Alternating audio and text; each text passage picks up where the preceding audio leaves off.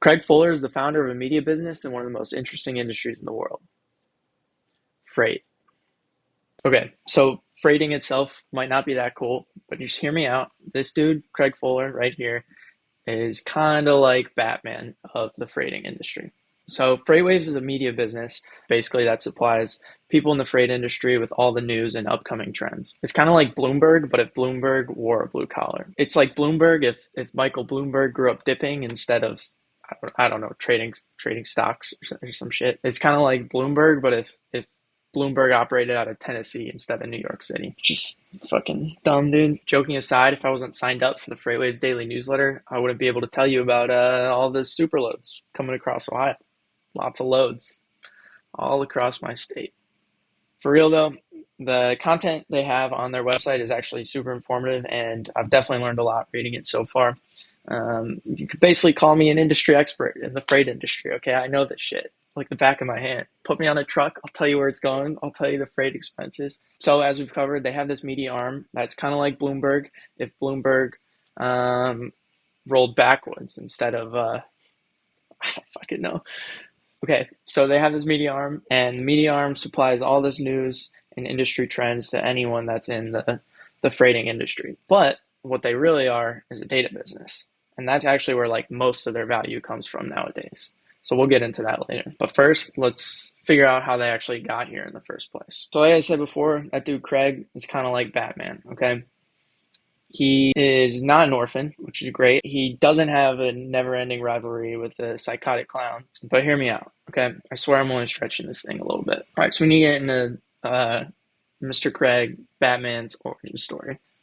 All right, so it starts with this very out of frame, blurry guy, Max Fuller. So this guy right here is the founder of U.S. Express. U.S. Express was the largest privately held trucking company in the United States. And this guy with the tailored suit, he's at the top of all of it. But he also happens to be the father of our protagonist, Craig Fuller. As we can see, this blurry man gave birth. All right, so he's the dad, whatever the fuck. Basically, from the time Craig is a little kid, he's watching this man do it all in the trucking industry. He's basically learning through osmosis the entire time what's going on in this industry, and he's going to be around this industry from the time he's born until the time he's going to school and college. So he's learning from his dad, kind of like, you know, how Bruce learns from Thomas Wayne. So eventually, on his summer vacations away from Baylor University, Craig started working even more with his father at his company. He did a little bit when he was a kid, but basically he goes from, you know, a help desk technician to a driver manager to a load planner. Hey, yo, the freight industry, lots of loads. All right, so here we have Craig, a young Craig, and he's basically going throughout this entire company and learning everything he can. So he starts at the lowest part of a company, slowly gets his way up, kind of fast because his dad is the boss. Anyways, he does so well in this industry. People around Dallas, whoever it may be, start to call him anytime they need trucks for any type of job that they have. They didn't care how much it cost. They just needed a truck on demand. So they're like, yo, Craig, let me get a truck. Craig says, all right, bro, I got you. I got you. Craig realizes that there are a lot of people out there that need a truck last minute, and they will pay anything for it. So Craig's like, yo, I have an idea. Dad, Mr. F, Papa, why don't we start an on-demand trucking company within our company? A little subsidiary that'll basically let people get a truck anytime they want, charge them a fuck ton of money. Mr. F actually allows him to do this. He doesn't have too much confidence in it. He kind of thinks Craig is going to screw it up, but he lets him go through it with it anyways. So everyone's out here doubting Craig's potential, but here's Craig saying, listen, all right, bro, I got you. In a matter of a couple of years, Craig actually grows this thing to about $104 million in annual revenue. Just like that, these trucks right here, they cost $144 million worth of demand. Insane. Craig, you know, having grown this subsidiary all the way to $144 million worth of revenue, starts saying, yo, I need some compensation for this. Okay, he's not getting paid enough. He's getting paid fine, you know, but not $144 $40 million worth of value. Fine. There's some disagreements within the company around what he should actually be paid. And a lot of other executives are like, nah, let's not. So Craig goes to work at another part of the company. He leaves the on-demand trucking part of the company and he goes to work at another part called Transcard.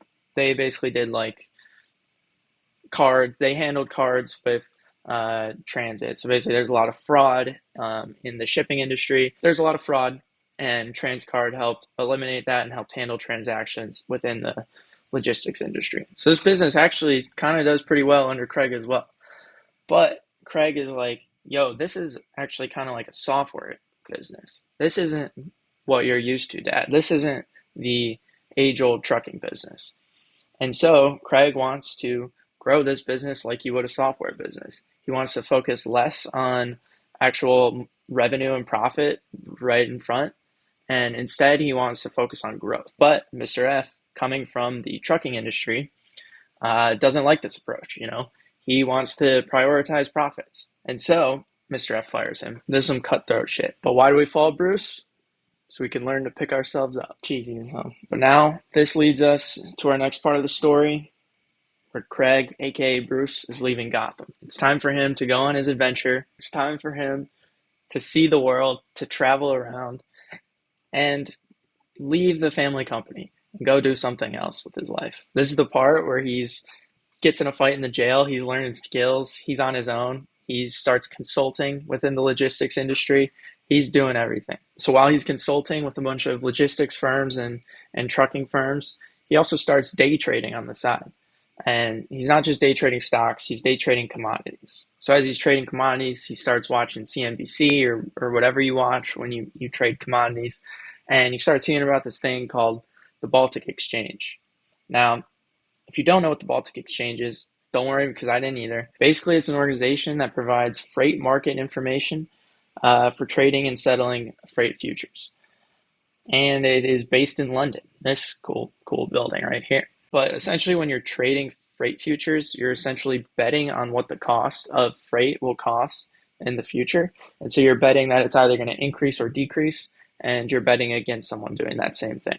This is controlled by a ton of factors that I don't understand. Maybe one day I'll make some millions in the freight futures market. Definitely not. Anyways, the next part of the story is basically when Bruce goes and trains under Ra's al Ghul. That is, if Bruce met Ra's al Ghul through a cold call, Craig calls the COO of the Baltic Exchange, and that phone call actually led to a relationship. The COO eventually invites Craig out to the Baltic Exchange in London to learn from him.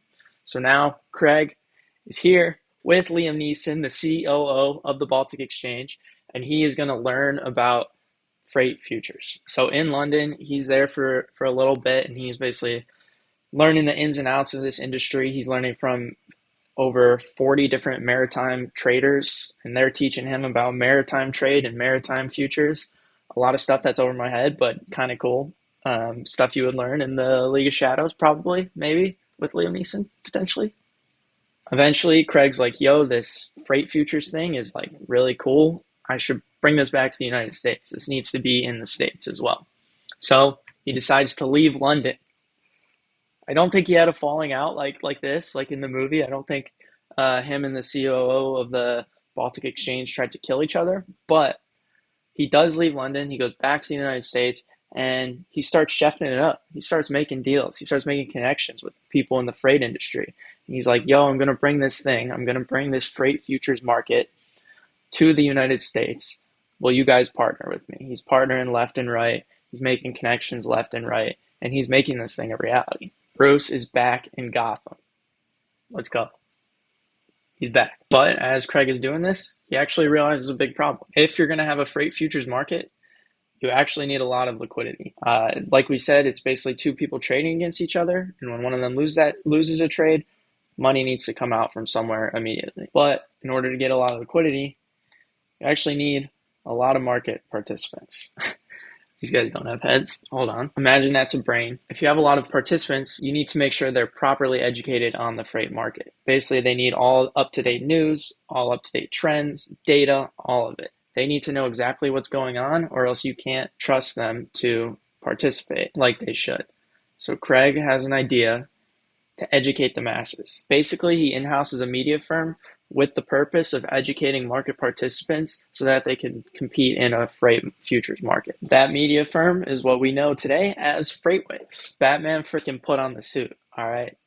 He did it. He started FreightWaves, the media company that we know today. And I'm going to nerd out here for just like half a second. So the company FreightWaves that he actually started wasn't even the original idea. The original idea was the freight futures market. But by just being involved in the industry for literally his entire life, from the time he was a kid until much into his adulthood, he essentially stumbled upon this idea, trying to solve a completely different problem. So if this isn't a reminder to just like stay involved in an industry you're interested in and keep your eyes open for ideas and problems that may arise, I don't know what is. So FreightWaves in a couple of years becomes a top destination for news in the freight industry. We've arrived and FreightWaves is a real thing. So now let's talk a little bit about the FreightWaves business model. All right, FreightWaves is made up of two main components. So there's one, the media business, which we've talked about quite a bit already, and we'll get back to it again. And then there's two, the SaaS component, which they offer Sonar, their SaaS tool. Wait, isn't that the technology that Batman stole from Lucius Fox to create the sonar scanner things to catch the Joker? Beautiful, isn't it? Beautiful. It's beautiful. The analogy is beautiful. You took my sonar concept. All right, so basically what this sonar thing does is it provides data, and it provides a lot of high frequency market data for anyone within the freight and supply chain industry. So they have truckloads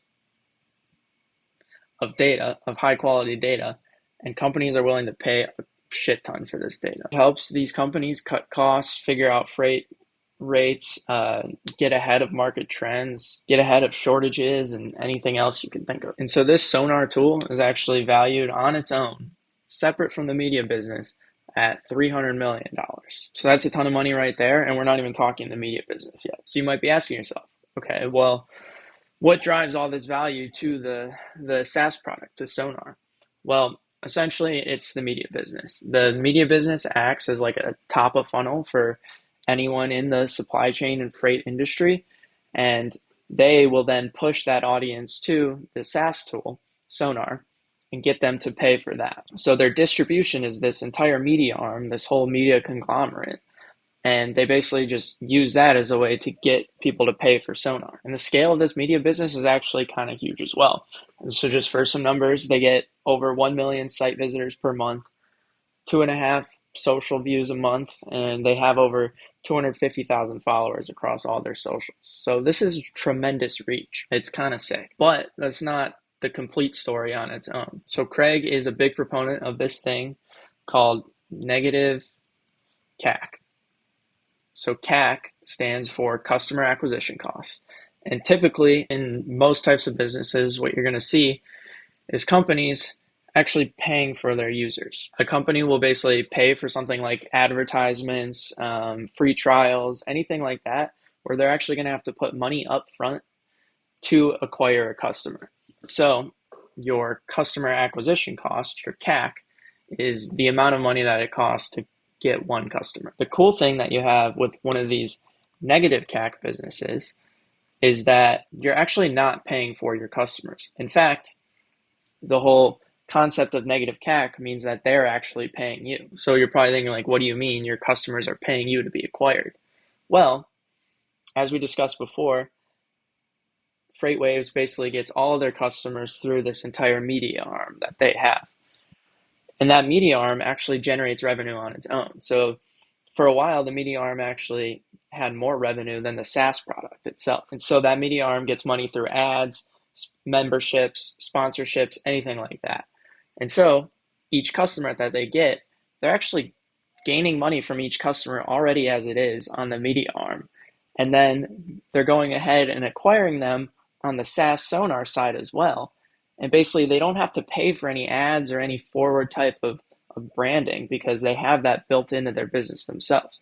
And so they're operating on this model of negative CAC where it costs no money to acquire any users, and your users are actually paying you to get acquired. It's just like beautiful business model that is only possible within these like media type businesses.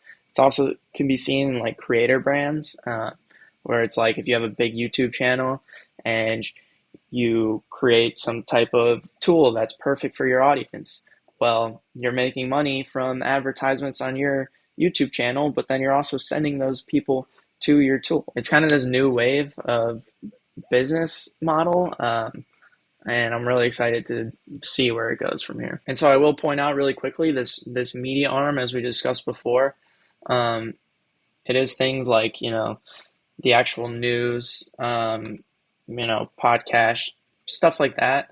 But they also have this really cool part of the business that is based entirely around events. And so they'll host these big conferences for the freight industry, and they'll have a lot of attendees. All of those attendees pay, and once again, they make money on those events business. And it just serves as advertising for their Sonar product as well. Let me tell you, dude, these events look kind of lit. I mean, just look at this advertising. I'm gonna fight 'em all. A 7 nation army couldn't hold me back. They gonna rip it up. Taking their time right. Future of Freight Festival, baby. I mean, come on. If that doesn't make you want to run through a wall, I don't know what will. I mean, and look at this hype video from one of the conferences.